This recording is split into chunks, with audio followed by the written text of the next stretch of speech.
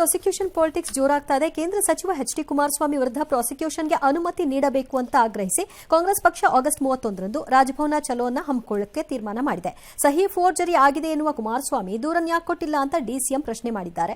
ಇನ್ನು ಮೂಡಾ ವಿಚಾರದಲ್ಲಿ ಬಿಜೆಪಿ ಮತ್ತು ಕಾಂಗ್ರೆಸ್ ಜಟಾಪಟಿ ಮುಂದುವರೆದಿದೆ. ನಾಪತ್ತೆಯಾದ ಮೂಡಾ ಹಗರಣದ ಮೂಲ ದಾಖಲೆ ಸಿಎಂ ಬಳಿ ಇದೆಯಾ ಅಂತ ಅನುಮಾನವನ್ನು ವ್ಯಕ್ತಪಡಿಸಿದ್ದಾರೆ.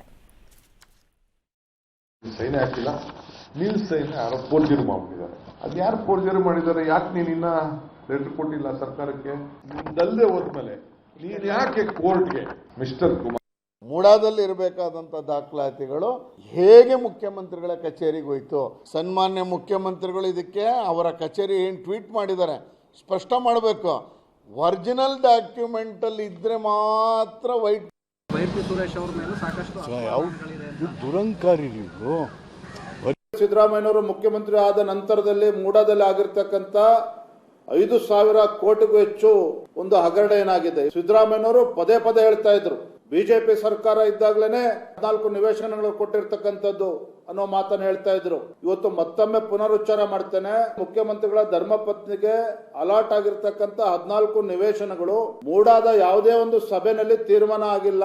ಮೂಡಾದ ಯಾವುದೇ ಸಭೆಯಲ್ಲಿ ಮೀಟಿಂಗ್ ಅಲ್ಲಿ ಪ್ರೊಸೀಡಿಂಗ್ಸ್ ಆಗಿ.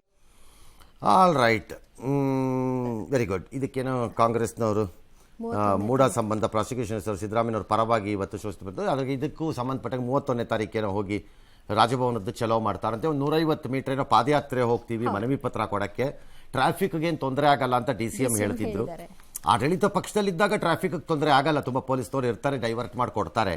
ಬಟ್ ದ ಪಾಯಿಂಟ್ ಈಸ್, ನೀವು ಪಾದಯಾತ್ರೆ ಮಾಡಿವಿ ಮನವಿ ಪತ್ರವನ್ನು 150 ಮೀಟರ್ ಹೋಗಿ ಕೊಡಬಹುದು ಅಂದರೆ ನಾಳೆ ಈ ರಾಜ್ಯದ ಯಾವುದೇ ಸಂಘಟನೆಯೂ ಮಾಡಬಹುದು. ನೀವು ಅದಕ್ಕೆ ಅನುಮತಿಯನ್ನು ನಿರಾಕರಿಸಬಾರದು ಮತ್ತು ನಿರಾಕರಿಸುವಂತಿಲ್ಲ. ಅದು ಕಾಂಗ್ರೆಸ್ ಸಾರು ಇರ್ಬೋದು, ಬರೀ ರಾಜಕೀಯ ಪಕ್ಷಗಳಿಗೆ ಮಾತ್ರ ಅದು ದತ್ತವಾಗಿ ಬಂದಿರುವ ಕಾನ್ಸ್ಟಿಟ್ಯೂಷನಲ್ ರೈಟ್ ಅಲ್ಲ. ನಾಳೆ ಎಲ್ಲ ಸಂಘಟನೆಗಳೂ ಕೇಳಬಹುದು.